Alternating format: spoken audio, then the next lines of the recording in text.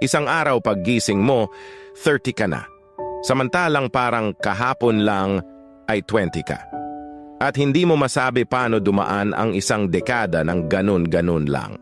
Ang tanging masasabi mo ay parang kailan lang.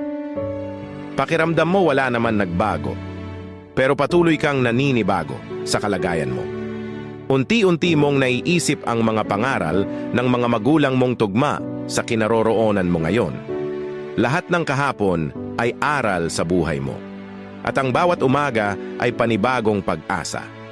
Kaya huwag kalimutang i-enjoy ang buhay habang itinatama mo ang mga bagay kung saan ka sumablay at unti-unting lasapin ang success na meron ka.